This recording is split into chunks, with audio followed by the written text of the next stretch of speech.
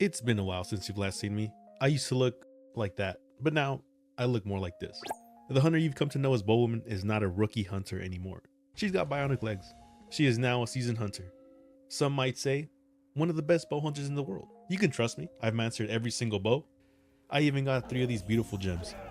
But how did she go from the rookie fresh off the boat to one of the more infamous hunters of the Forbidden Lands? Well, let me tell you the story of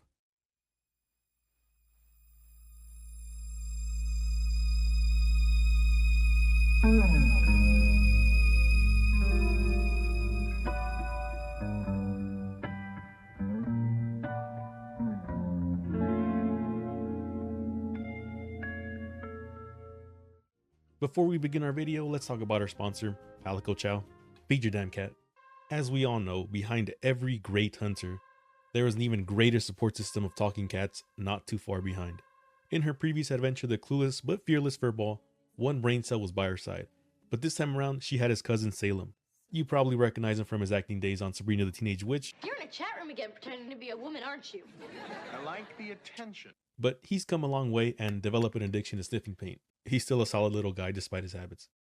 Bowoman's story started all the way in the Windward Plains, a perilous land filled with sandy deserts, homely grasslands, and curious land formations.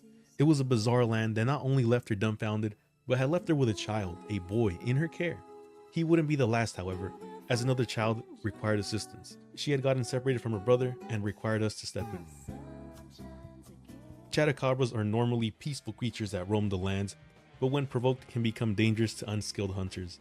This small child's brother had provoked one. Without any weapons in his hand, he was powerless to stop it. Luckily for him, we had learned the ancient technique of the 1,000 dragons that repels even the strongest of lizards.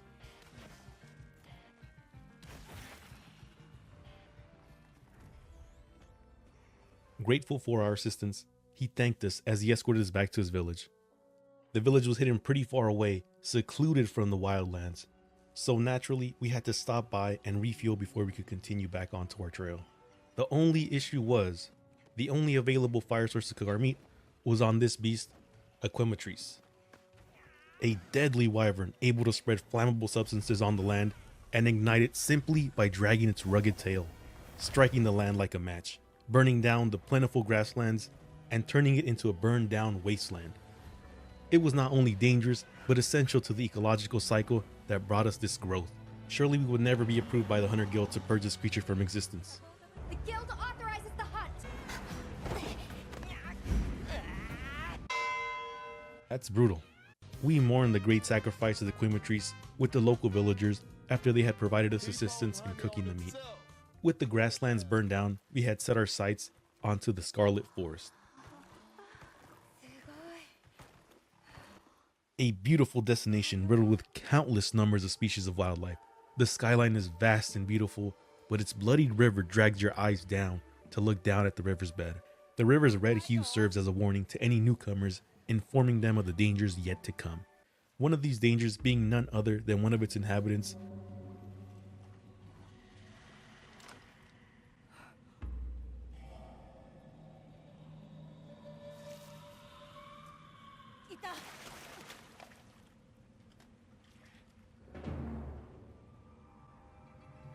the Lalabarina, a spider that, much like its home the forest, distracts rookie hunters with its aesthetically pleasing red rose abdomen, only to strike them with its paralyzing poison when they are none the wiser. A seasoned hunter knows that he can perfectly dodge its falling rose petals for a burst of energy. Its spinning attack is very reminiscent to attacks I've witnessed before,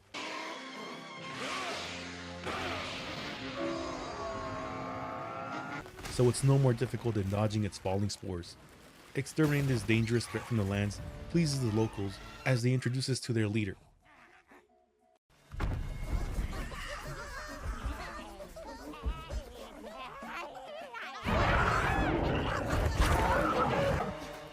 I'm kidding, this isn't their leader. Do not download this mod. The one right here on Nexus Mods that I won't leave in the comments, don't do it. Don't download this mod, you sick bastard. This madness we've experienced in the forest is short-lived, however, as the rampaging Doshiguma finally reveal themselves and head towards the villages in the Windward Plains.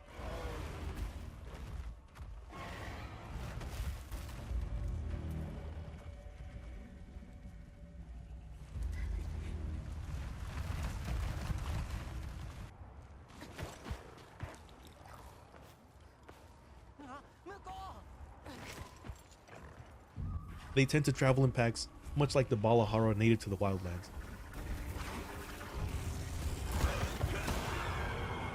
Balahara are some of the more devious monsters you'll meet in the Forbidden Lands.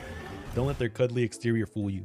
Their sludge breath can slow down even the most skilled of any hunter. Water Blight can become a death sentence if your stamina succumbs to the murky ooze. Luckily for us, we don't have to fight them all at once. As they foolishly try to take us one-on-one.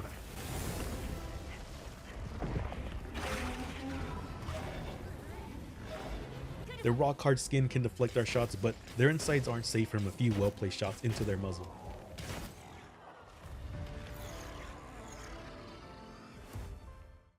Taking down the Balahara is where we made our grave mistake. Something in the air wasn't right. The grimy, withered desert air had ceased.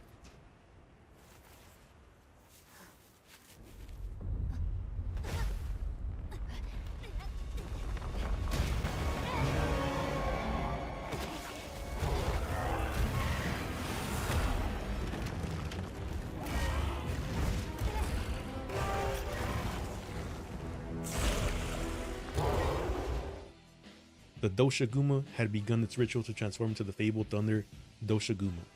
Once the forbidden ritual was complete, the infusion from the thundering storm empowered his attacks, increasing their frequency with every growing strike.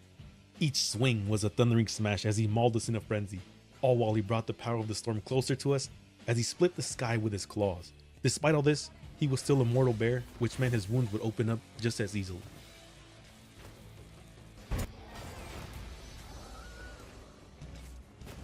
After entering the Eye of the Storm and putting an end to the thunderstorm, we had to ensure that the locals were safe, which led us back to the outer rain bands in the Scarlet Forest.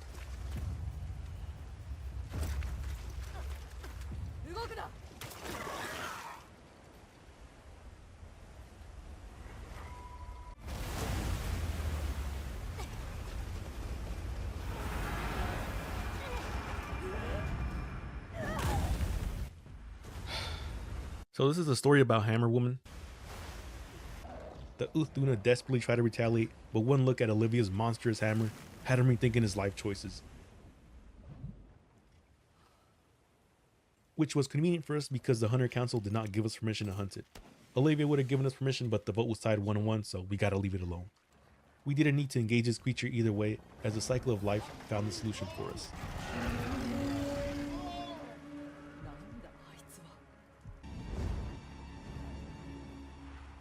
Nature had healed as the forest's clear water had returned. The Red River was washed away. The birds returned to sing their song, and we even returned to meet our happy little tree friends that told us we'd be able to find clues of the child's daycare center in the oil well basin. I'm kidding, these guys are absolutely useless. It was the random villagers that conveniently showed up at this exact moment to tell us. Much like the villagers, we'll fast forward to the oil well basin. The base camp itself was a very homely, welcoming area to both the locals and strangers passing by. There was an endless number of activities you could do at the oil well basin base camp. You could stand next to fire, you can bang metal next to fire, and my personal favorite, you can cook over a fire. The main issue here was there was no fire at the most important place of all, the Everforge. The only way to fix that was taking down a Rompoplo. This devious creature roams the pools and clogs the pipes with his spit or something. I assume he's the one who's stopping the Everforge, so we gotta take care of that. Rompoplos are poisonous creatures that can melt anything with their breath if you anger them. However, its one weakness is its poisonous sacs housed on the back of its head and its body. They look like overfilled balloons ready to pop. Once popped, they look like flappy skin sacs caused from sudden weight loss. I don't know if you've ever seen what happens to a balloon when you fling a very sharp projectile going several hundred miles an hour, but it looks something like this.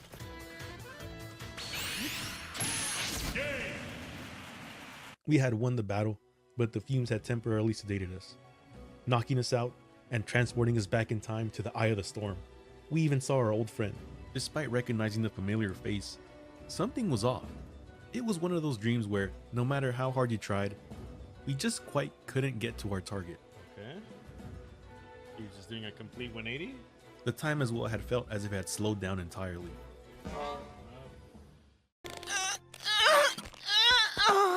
You may have noticed that I did slow that clip down a little bit, but even in high rank, That attack is the most telegraphed attack I've ever seen in my life. Let's do a quick little play-by-play just to show you. It either does a large step back or a growl, followed by a big indicator that says, I'm glowing, I'm going to attack you, and you can just preemptively dodge. Then it just hits where you were initially at. He doesn't even try to follow you or nothing. That's how easy it is. We eventually woke up from our poison-fueled nightmare in this frozen hellscape, the Ice Shard Cliffs. This area was a complete 180 to the warm depths of the oil well basin. The depths of these caverns required clever use of our sacred to be able to traverse these mystical floating rocks.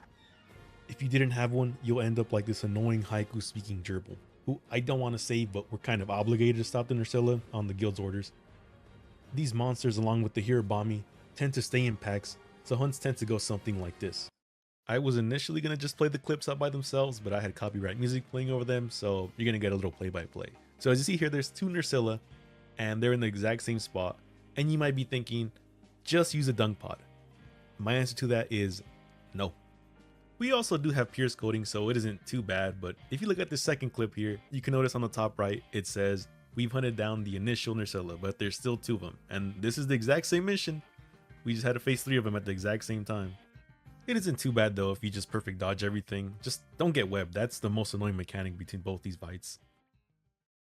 Global warming had struck the Ice Shard Cliffs, so we returned to the only place we knew that was capable of melting the ice caps, the oil well basin. Here we met the person responsible for the catastrophic change in climate, the monkey bear pig, aka the Ajarakan. This agile beast had his twin brother, Nakaraja, at his side ready to ensure that the global warming ritual would succeed. These two behemoths were capable of scooping up the scorched bedrock with only their shoulder pads with ease. They flung meteors with their hands as if they were some play toy. But as I fought them, I had a realization. These two could not be the masterminds behind the global warming ritual. They were mere pawns that only had the brain capacity to understand two things: smash and smash, but with fire. But who could be their real leader? Well, it was none other than the fabled Black Flame, the new Udra. This creature, this beast, this foul demon, knew the ancient advanced technique that the twins were only able to use at 10% capacity.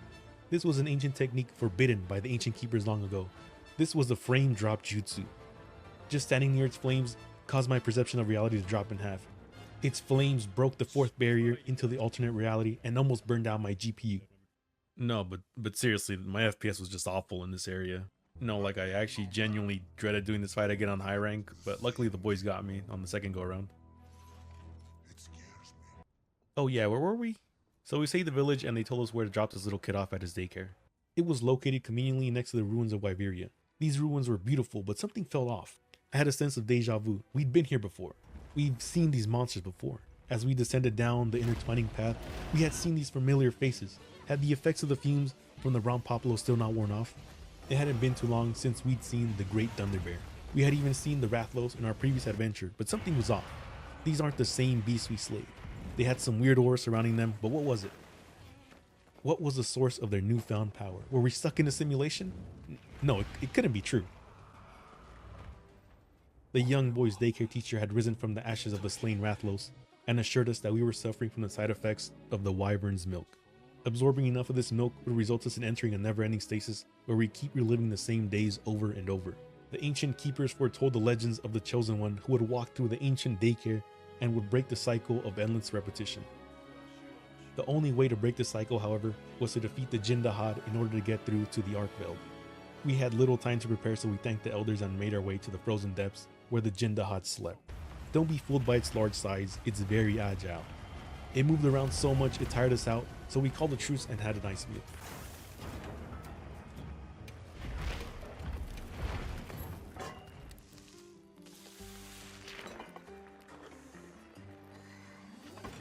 The battle raged on, but we were feeling the effects of the wyvern milk's time-repeating powers.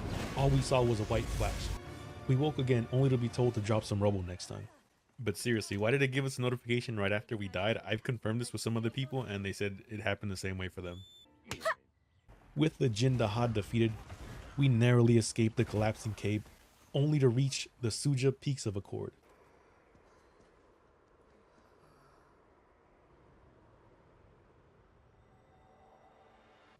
It was a stunning encampment set up by the Avis unit, just off the cliffside overlooking the frozen depths we had just escaped. As we entered the encampment, we saw her, the woman of our dreams.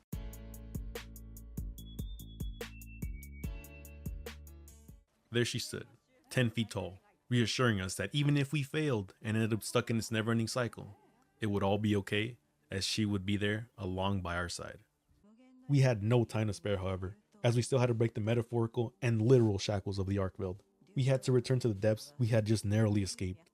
Arkveld was running low on goons to send our way, but the cycle was soon to continue repeating as we had to dispatch of an Odogaron.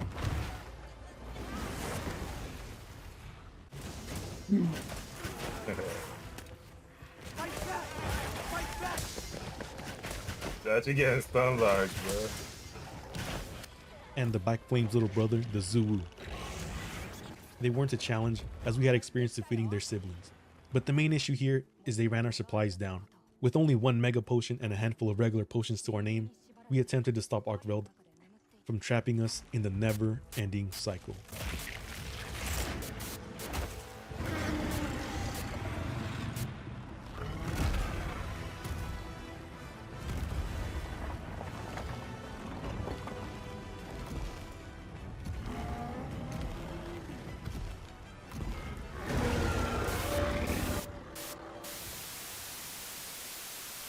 Arkveld was slain, but the ritual had continued, and as all good stories go, you know there's a true mastermind behind all the badness, and this was the Zoshia.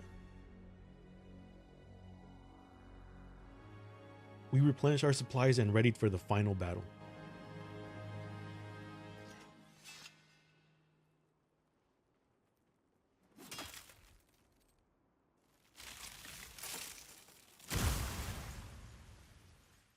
Our arrows one by one had gradually pierced his armor, breaking down his seemingly impenetrable defenses. It seemed all for naught, as he had mastered the Wyvern Milk's secret power of repetition. This seemingly unstoppable hidden power had reverted his face back to normal. It may seem hopeless to attempt to take down this behemoth, but if there's anything I learned from being a hunter, you just keep shooting at it till it eventually stops moving. This battle was intense. Zoshia let off one final breath to cleanse the battlefield, but we were capable hunters. We simply stood behind him.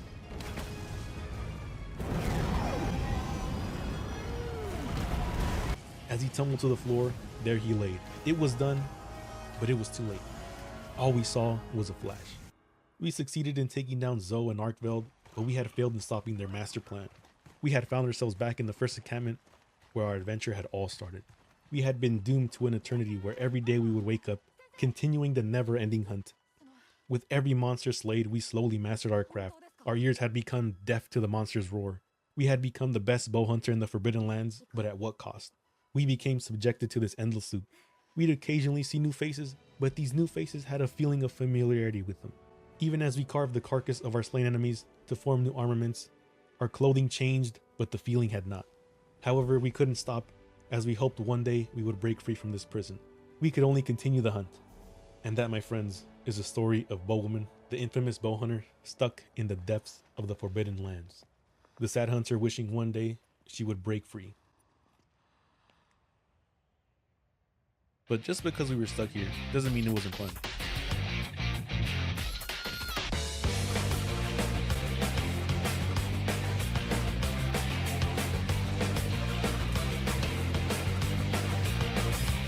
It's a war out there every day.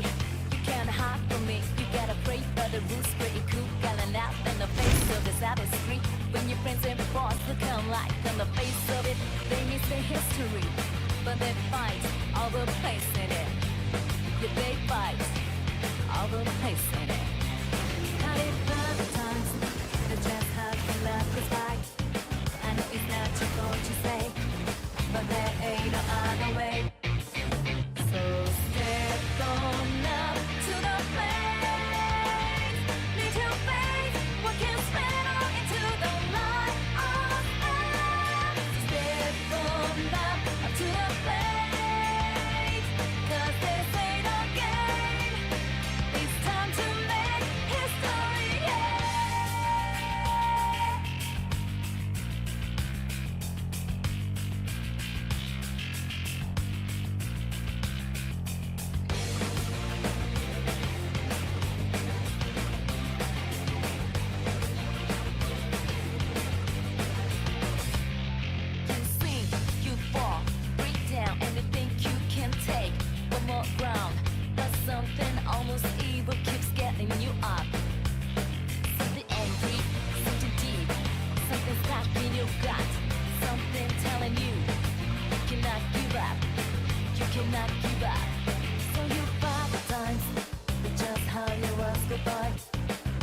but the world alive. Take your loss and claim it's right.